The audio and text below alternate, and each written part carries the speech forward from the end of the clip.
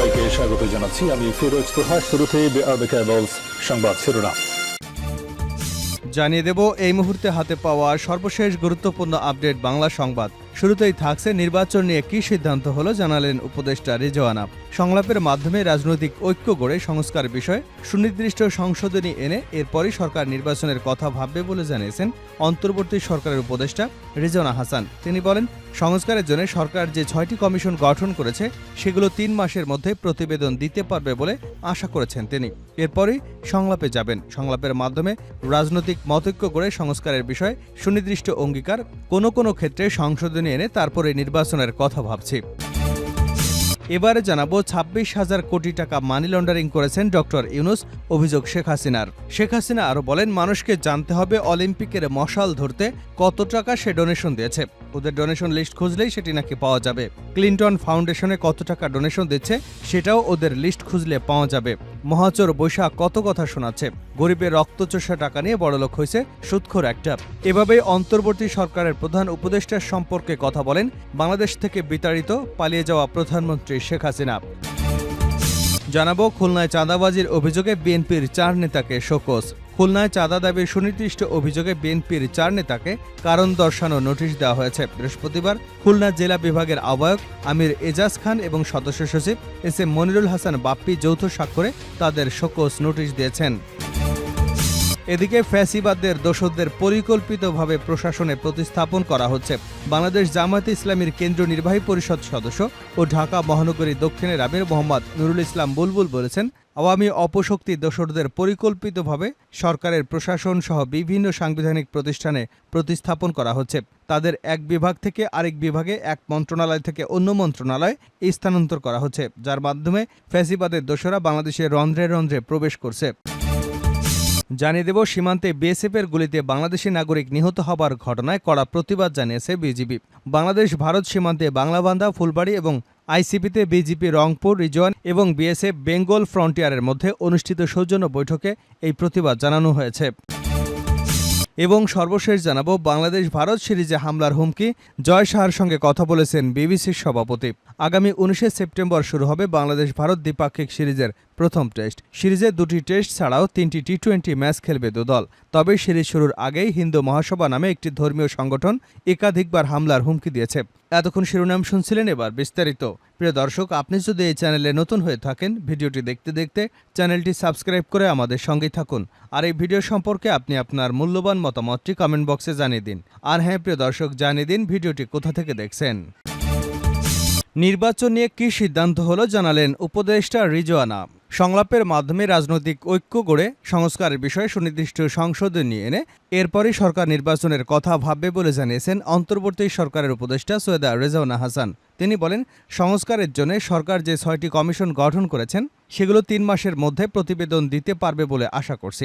এক পর্যায়ে আমরা সংলাপে যাব। সংলাপের মাধ্যমে রাজনৈতিক মতৈক্য গড়ে সংস্কারের বিষয়ে সুনির্দিষ্ট অঙ্গীকার, আমরা নির্বাচনের কথা ভাবছি। কোনো ক্ষেত্রে সংশোধনী এনে তারপরে আমরা নির্বাচনের কথা ভাবছি। রাজনৈতিক দলগুলো এরই মধ্যে স্পষ্ট করেছে আগে সংস্কার এবং পরে তারা নির্বাচনে যেতে চান। বৃহস্পতিবার উপদেষ্টা পরিষদ বৈঠকে রাজধানী ফরেন সার্ভিস একাডেমিতে সাংবাদিকদের ব্রিফিংয়ে একথা বলেন রেজওয়ানা হাসান। 26,000 কোটি টাকা মানি লন্ডারিং করেছেন ডক্টর ইউনূস, অভিযোগ শেখ হাসিনার। গত 5 অগাস্ট ছাত্র জনতার আন্দোলনের মুখে পদত্যাগ করে দেশ ছেড়ে ভারতে পালিয়ে যান সাবেক প্রধানমন্ত্রী শেখ হাসিনা।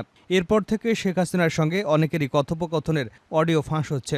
এবার যে অডিওটি ফাঁস হয়েছে সেখানে মোহাম্মদ তানভীর কায়সার নামে যুক্তরাষ্ট্র প্রবাসী এক আওয়ামী লীগ নেতার সঙ্গে কথা বলেছেন তিনি। বৃহস্পতিবার ওই অডিও ক্লিপটি ছড়িয়ে পড়ে।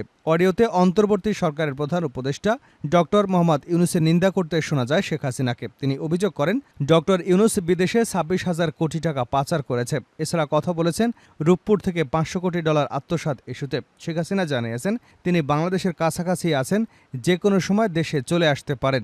শেখ হাসিনা বলেন, যারা মানি লন্ডারিং করছে তারা খুব লাফাচ্ছে। গ্রামীণ ব্যাংকের যত টাকা, ইউনূস কিন্তু গ্রামীণ ব্যাংক প্রতিষ্ঠা করেনি। গ্রামীণ ব্যাংক প্রতিষ্ঠা করেছেন এরশাদ। ইউনূসকে চাকরি দিয়েছিল এমডির পদে। এমডি পদে থেকে গ্রামীণ ব্যাংকের 26,000 কোটি টাকা সে মানি লন্ডারিং করে বিদেশে নিয়ে গেছে।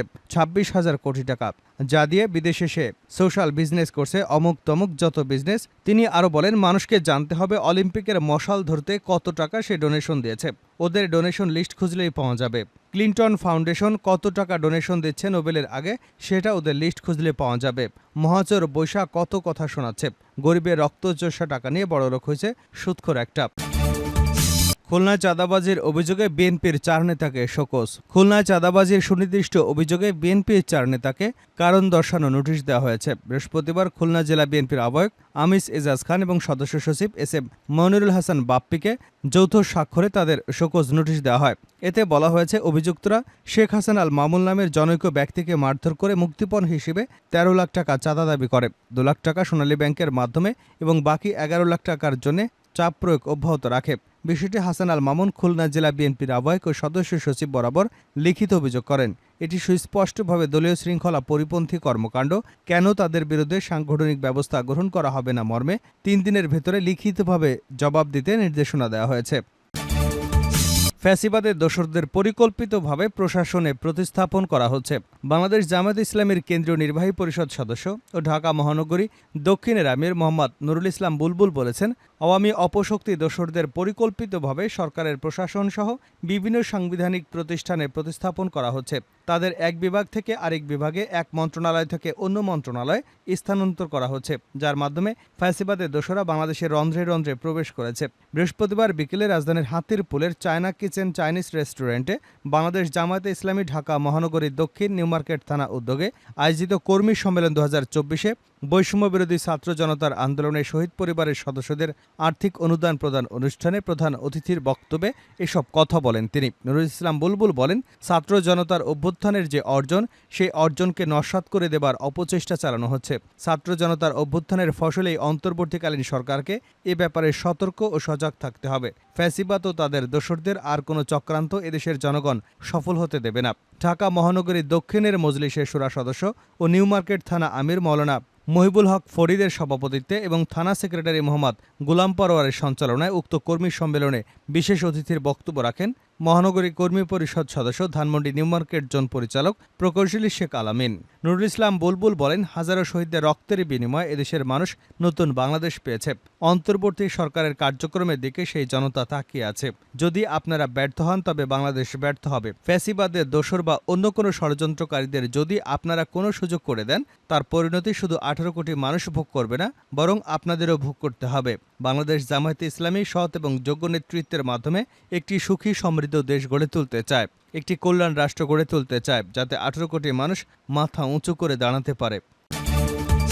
বাংলাদেশ ভারত সিরিজে হামলার হুমকি, জয় শাহর সাথে কথা বলেছেন বিসিবির সভাপতি।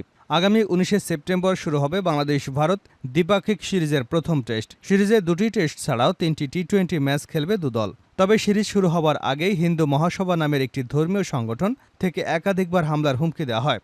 তবে এই ইস্যুতে ভারতীয় বোর্ড সচিব জয় শাহর কাছ থেকে সর্বোচ্চ নিরাপত্তার আশ্বাস পাওয়া গেছে বলে জানিয়েছেন বিসিবির সভাপতি ফারুক আহমেদ। বৃহস্পতিবার দুপুর থেকে নানা পক্ষের সঙ্গে বেশ কয়েকটি বৈঠকের পর গণমাধ্যমে কথা বলেন বিসিবি সভাপতি। তিনি বলেন, বিসিসিআইয়ের সচিব জয় শাহ, যিনি আগামী ডিসেম্বরে আইসিসি চেয়ারম্যানের দায়িত্ব নেবেন, তার সঙ্গে কথা হয়েছে আমাদের উদ্বেগের কথা আমরা জানিয়েছি। তিনি বলেছেন, দ্বিপাক্ষিক সিরিজে এসব হুমকি বড় কোনো ব্যাপার নয়, তারপরও তারা বাংলাদেশের জন্য সর্বোচ্চ নিরাপত্তা ব্যবস্থা করবেন। আমরাও আশা করি কোনো সমস্যা হবে না। চেন্নাই প্রথম টেস্ট শুরু হবে আগামী বৃহস্পতিবার। 27 ডিসেম্বর কানপুরে শুরু দ্বিতীয় টেস্ট এবং 6 অক্টোবর টি-20 সিরিজ শুরু গোয়ালিয়রে। এই 2 ম্যাচেই ঝামেলা পাকানোর হুমকি দিয়ে রেখেছে অখিল ভারত হিন্দু সভা। ম্যাচগুলোর ভেন্যু এবং মাঠগুলো থেকে সরিয়ে নেবারও দাবি এসেছিল তাদের পক্ষ থেকে। অবশ্য এ দাবির পেছনে কারণ হিসেবে সংগঠনটি বলেছিল, শেখ হাসিনার সরকারের পতনের পর বাংলাদেশ জুড়ে হিন্দু সম্প্রদায়ের উপর প্রবল অত্যাচার এবং নৃশংসতা চালানো হয়েছে। ম্যাচের প্রতিবাদ জানানো সহ আরও কিছু হুমকি দিয়ে রেখেছিল তারা। ভারতের কিছু সংবাদ মাধ্যম এমন খবরও হয়েছিল যে কানপুর থেকে দ্বিতীয় টেস্ট সরিয়ে ইন্দোরে নেওয়া হতে পারে। উল্লেখ্য, শেষ পর্যন্ত ভেন্যু বা সূচিতে কোনো বদল আনেনি বিসিসিআই। আগে নির্ধারিত সূচি অনুযায়ী মাঠে গড়াবে সিরিজের সব ম্যাচগুলো।